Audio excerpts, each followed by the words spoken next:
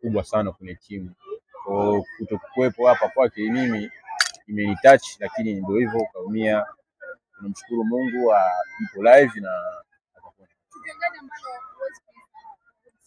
kwa msimu kupoteza mechi ya Dodoma Jiji kwenye ligi, kupoteza mechi ya Dodoma Jiji, mechi mbili ambayo tumedraw na Simba, na leo kuona Pacome amevunjika enka.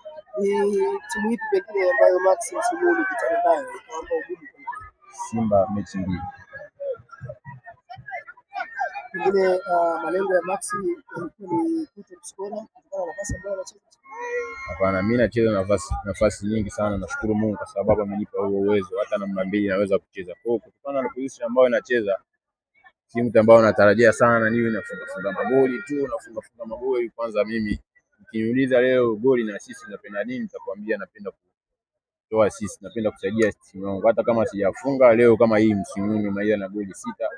Msimu wangu wa kwanza nilimaliza na ligi 11, msimu wa pili nilimaliza na goli 6, msimu huu nilimaliza na goli 6.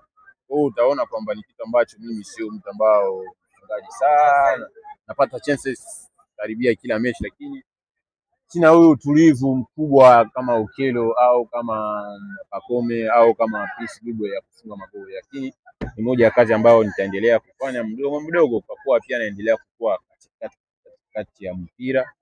Nadhani mdogo na mimi nitakuwa mfungaji bora zaidi. Ushindi na ubingwa una dedicate kwa nani?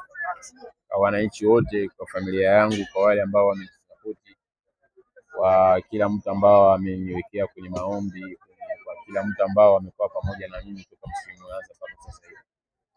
Kuna namna, kila mtu ana namna ambavyo anasherehekea ubingwa ambao anaupata. Kwako sherehe leo vipi?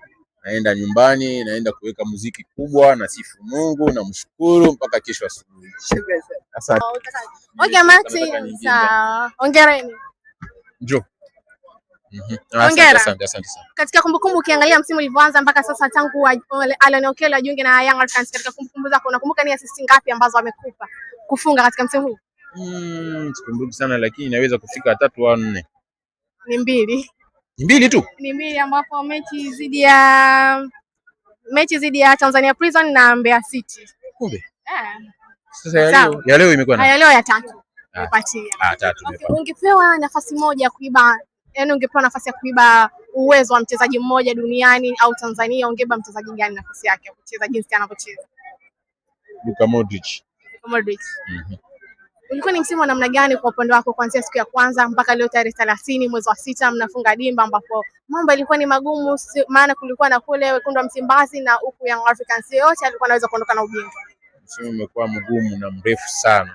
Kwa hiyo tunamshukuru Mungu, leo tumemaliza vizuri.